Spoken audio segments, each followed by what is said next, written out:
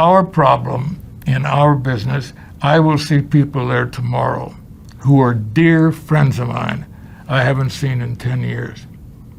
You can't, in our business, Mary and I live, I wish you all could be there, and you can be there anytime you want. We have a place you won't believe. When you walked into John Ford's home, if you didn't see all the Oscars, you wouldn't have any idea where the hell you were.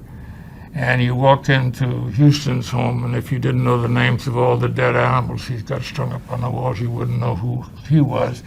You walk into our house, which we just got, and you know damn well who lives here. And it's, I hit the jackpot 29 years ago, practiced a lot, married everybody, which I thought you should do when you're in your 20s and 30s. And life is better than it's ever been. And the wonderful thing is, I was 84 last week. When you're that age or this age, you're supposed to be wheeled up on the stage. All that's wrong with me is I'm not well yet, but I can still probably go a few rounds and gain some weight back. But you're through with your life. You say, and then I wrote, and somebody reminds you what you wrote, Hell, I have more fun now than I ever had my whole life. And during the period, the reason that we couldn't work, and I'm working on this now, and it's going to be very funny, is I'm too old. What do you mean too old, for Christ's sakes? It took me years to learn all this. And Bert Kennedy and I are going to end up making a picture. It's going to be very funny, where we make a picture in our 80s. And if it's built on the premise that Bert and I will direct the pictures. I'm 84, Bert's 76 or something. And we will sign a contract with whomever we now decide. Well, you start reading this stuff, they're beginning to write, they remember. And Bert and I will make a list on 3 or 4 pages as the co-directors of what should be done, what shouldn't be done. If this happens, here's what you can do. It's taken us years to make all these mistakes. And then we hire 2 young men your age as directors because we like them and we think they're going to be great one day. And when Bert and I die in the middle of the picture, if they just take those pages and look at them, the show might turn out all right. And that's what the whole premise of the movie's made on. Instead of the counteraction of you're 25, 26 years old. I was 24 when I was made a director, but I didn't direct till I was 25. They didn't have a picture for me to do. And in those days, there was no way to get through with television. There was no way to show somebody what you could do. Now there is. And that's why I say if you've got an opportunity to do something that you know you can't do, you may never get that opportunity again, so do it. All they can do, again, my 30 pounds, I have to go back to where I look like I'm out of Buchenwald. But there are only 2 things in Hollywood that they can do to you. They can lick you, and that's going to be pretty hard again, or they can fire you. Nothing else. So take the shot and do it. Well, Columbia, when I got started there, I didn't know that George Stevens had asked for me. And I was told not to speak to him unless he spoke to me. So I was sitting in a chair as a second assistant, quite away from the company who was making CoverGirl. And I hadn't spoken to Mr. Stevens. We'd been working for 5 days. And he came over to me and he said, "When the hell are you going to say hello?" In my opinion, George Stevens was the best director ever and had more personality and more balls than the whole bunch put together. I said, "What do you mean?" He said, "I want to know all about your career." I said, "Oh, they have time to wait here. Come on." Didn't you know I asked for you? And I said, "No, sir." He says, "Don't call me sir, just come on." So at any rate, we made the picture. And the Columbia in those days wasn't doing a hell of a lot. And we had a fellow that nobody could remember his name, was a guy named Gene Kelly, and they thought one day he would be somebody. And they had the greatest lady in the world, my pal, not like a Hollywood pal, I mean best friend type, whom I met on Blood and Sand when her name was Rita Cancino. And I knew her when she was 16 years old in Tijuana dancing with her father, and she was the leading lady. And then my group of bullfighters. And Columbia was a secondary group of a lot of producers trying to get a studio together. And Harry Cohen was probably, except for Hitler and Mussolini, the most frightening, despicable man you ever saw in your life. And everything I tell you is absolutely true. And that's why I can't direct the screenplay of When in Disgrace, because nobody would believe it, but it's all true. So when I was allowed to come on the set, and of course from then on I had a tennis ball that I carried. And whenever Harry Cohen came on the set, George Stevens hated him so much, I would throw him the tennis ball. And he had a bankboard like tennis, and he would play handball with himself. $100, $200, $300 until Cohen left. So I'd never met Mr. Cohen, and he looked like Mussolini. And I'd heard about him, and I'd been a matador, and I'd played a lot of football. And this is all artificial. This is broken nose, tried to look good, fixed over, plastic surgery. But I wasn't used to what came out of his mouth. So he said, "Tell that son of a bitch over there I want to talk to him." And I said in my book, the son of a bitch he was referring to was about the best son of a bitch and director in the whole world. So I said, I'm sorry, he's busy right now. He said, "Listen, you son of a bitch." And I said, "Cut." You know, 24 years old, I didn't know any better. I said, "Cut." And he said, "What?" I said, "Don't talk to me that way." He said, "And if I do?" I said, "Well, I'll knock you on your ass." And everything went quiet. You know, I said, "Oh my God." And George started to laugh and stopped playing handball with himself. And he said, "Do you know who I am?" I said, "Yes, Mr. Cohen, I know who you are." But I said, "Compared to those black bulls coming out of that black hole, you look like the Virgin Mary." The absolute quote. That's how stupid you can be when you're 24. So he said, "Be in my office at 6 o'clock. I want to talk to you." And he left, never saw George. Then I got smart. I thought, Jesus Christ, you know something? You better buy a lot of apples and a lot of pencils to sell, because you're not in the picture business anymore. So I went up at 6 o'clock, and Harry Cohen's office was all carpeting, like a basketball court. It went on forever. And there was a piano, grand piano, when you first came in, and that's all there was. And then way at the back of the room was a gigantic desk, like a fortress, which it really was, to keep drunks from hitting him. And there was a long screen that went from his desk, the corner of the desk, to where the dressing rooms of all the leading ladies started, down that hall. It was always available. And on the right-hand side was the steam bath, and that was the whole office. And if you 3 or 4 were going to be there, there would be 3 or 4 there. If you're there, a lot of chairs. If there were going to be just one, like I was, there's one chair sitting right in front of Harry Cohen's office, and the rest was empty.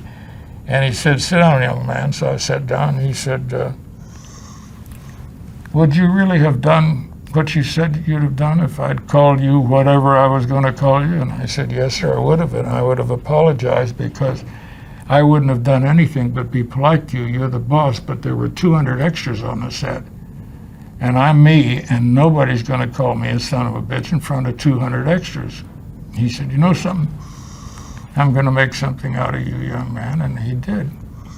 And somebody asked me in Paris a few years ago, they said, "Mr. Boetticher," pronouncing it right, because nobody does, they said, "Who taught you to be a director?"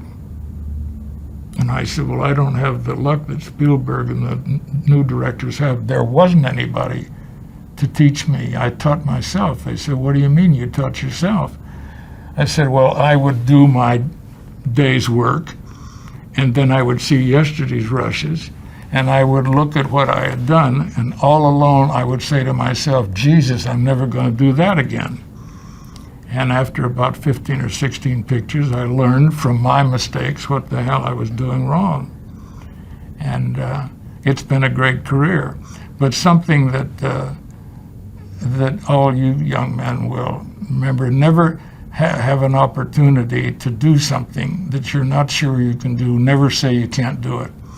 Harry Cohen, and we're getting to your guy, had 3 young directors against him that were put together by the Briskin unit. And they were going to do the last 2 days of a picture made by a C, D, E, F, G, H director that were so bad you didn't even know their names. And they prepared the last 2 days of the picture, and then the young director, your age, went in and finished the picture. So I was to do the last 2 days of a Lou Landers picture. And Lou Landers was worse than I ever was in my worst days, and they were pretty bad. One of my first pictures was reviewed, a 12-day black and white, and it said this picture wasn't released, it escaped. Now, you can't do any worse than that, so I figured the only way was up. But at any rate, Harry called me in, and I could call him Harry now. That was amazing. I was still an assistant director. And he said, Bud, he said, I want a straight answer, and I'm damn sure I'm going to get it, but don't kid me this time. I need a young director. Can you, honest to God, direct? And I said, of course. Now, very interesting. I had a first assistant director who was about 6'5", and this is very important for you to know. I'm 5'11". I've lost 30 pounds now from the operations and stuff, and I was a boxing champion, and I was a pretty tough guy in those days. So suddenly, I had my own assistant director, a fellow I really liked, who was a fan of mine, who'd been my second assistant as I grew up, named Milton Feldman. And they said that Milton Feldman was my assistant director. So I know I have at least one friend. Now, the other 3 directors, whom I did not know, were Henry Levin, who turned out great, Bill, whom I learned to really love, and Mel Ferrer, who was a schmuck. The only thing good about Mel Ferrer was his wife. He did pretty well with Audrey Hepburn. So I'm all set. I studied the last part of that. I knew every minute of those last 2 days of the picture. I didn't even know who in the hell was in the first 2 days or who said what or where they stood. I wasn't even sure about my cameraman. And I had really worked. Damn, I'd really worked. And I was ready to show the world that I could direct. And of course I couldn't. So I was punching the bag at the gymnasium, the Hollywood gym, and there was a beautiful leading lady who was, shall be nameless, who was my girlfriend. And she was gorgeous, and she was a lady, and we fairly well kept it a secret, except Max Arno was the casting director. And Max Arno only wanted one thing in his whole life, my girl. And he wasn't going to get her, and I wasn't quite sure, but I knew he was trying, and I was very, very much his enemy, but I didn't believe what was going to happen to me, and you love this, all of you. So I got a telephone call, and I went over and I picked up the phone, and the voice said, Boetticher, and I said, yeah. I said, Max Arno, you're going to do the first 2 days of the picture starting tomorrow at 9 o'clock. I mean, come on. World War III has started, and you're the first to know. So I said, I don't know what they are. He said, that doesn't make any difference. That's it. Take it or leave it. Well, Mr. Cohen was in New York for a week, and I'm dead. I am absolutely dead. I don't even know how to say action yet. So I thought, what should I do? And 3 hours difference in New York. I finally found Harry Cohen at 1 o'clock, which is 4 o'clock New York time, and I told him this catastrophe. And he said, kid, just ad-lib, don't worry about a thing. Just tell him whatever you want, I'll be home in a week. Well, the big problem was, when I walked on the set, it wasn't Milton Feldman. It was Milton Carter, my deadly enemy. And when I had become a second assistant director, I had forgotten to call the leading man one day. And we had a whole company here in San Diego waiting for the mistake. So this guy really hated my guts. And as I say, he was 6'4". And this is the end of this story, which all young men should hear. So I walked on the set unprepared. I was a dead duck. And all of a sudden, Milton Carter, my enemy, now he's my boss, came walking forward. And he went from 6'4" to 6'3", to 6'2", to 6'1", and this big giant who hated my guts kept getting smaller and smaller and smaller. And all of a sudden I was looking down to him, and he said to me, good morning, sir. I hate to bother you, but could you give us some idea of the first setup now? And I said, yeah, I'll give you the first setup as soon as I have a cup of coffee. And I turned and walked away, and I said to myself, son of a bitch, I'm a director. So that's how it all got started. And about 15 pictures later, when I was really working for the Navy, they wouldn't let me go into service. I was making service pictures, although I was a lieutenant in the Navy. When I had made 15 or 16 pictures, I was doing pretty well until bullfighting the lady, and then I hit the jackpot. It's a dreadful business to be in right now, and it's just a damn shame because not too long ago, and I'm talking 20, 30 years ago, it was still an art, like music and painting. There's no art to it now. There are some damn good pictures now. There is a director I really, really care about, and you can't find two guys, and he's much more successful than I will ever be, but Martin Scorsese is a great fan of mine. And I'll have to have Mary tell you two names, but this made me very proud. When they asked Martin Scorsese who he would rather be than anybody in the world. First Randolph Scott, and then Budd Boetticher. Isn't that great? Those were his only two answers. I wanted to say, Marty, thank you. I'm sure you'll get the chance. Oh yeah, I'd love to have him. Well, he'll be in New York when we go back there. I'm sure you'll. You must have met him by now. Have you ever? I'm gonna promise me you won't print this. No, because I want you to hear a very funny story, and it's a word that sometimes you have to use today to get attention. You used to be able to look somebody in the eye and say, "Look, I want to talk to you." Now you have to put it a little stronger. They called me, 3 years ago, honey, wasn't it? About 3 or 4 years ago. And they said, Mr. Boetticher, may we send a camera crew down to your home and your bull ring and with your horses and stuff? And would you get on a horse and wish your friend Martin Scorsese a happy birthday? He'll be 50 next week. And I said, why? And they said, what do you mean, why? I said, I've never met Martin Scorsese. They said, no, we're really serious. This is his birthday next week. I said, I'm really serious. I don't know Martin Scorsese. They said, well, would you do it? And I said, well, I'm honored to do it. I had just told CAA, my agency that I never use, it's so big it's in the way, believe me, that one of their agents who had gotten in a telephone conversation with me that this gentleman was a malignant cancer on the brain of creativity. So I got a call from my agency, and I thought, oh, they're going to say, don't do things like that, for God's sake. So this was the call. So I said, sure, send them down Saturday, and I'll think of something. So they sent the crew down, and a lot of people were there. And I got on my best horse, and I said, Marty, happy birthday. I know we've never met. But I said, we're not going to talk about your birthday or about motion pictures right now. I just want to tell you what I think of you. You're one of the few people left in this whole world that remembers 2 words, integrity and class. So in 2 days, I got a call from Martin. And he said, I understand you're coming to New York. And I said, yeah, I'll be there in about a week. I'm going to Harvard, finally. My mother would have loved it. I went to Ohio State to play football. Nobody spoke English. But I was prepared for Harvard and didn't get there. So we did our job in the morning, and we went to his place for lunch, and he had it catered. And his right-hand man and Mary and Marty and me sat down at the table. And we started talking. That's when he said Randolph Scott and Budd Boetticher. I think I blushed a little. And I said, Marty, I now know that you have enough of a sense of humor to bear with me. And of course, this was all phony.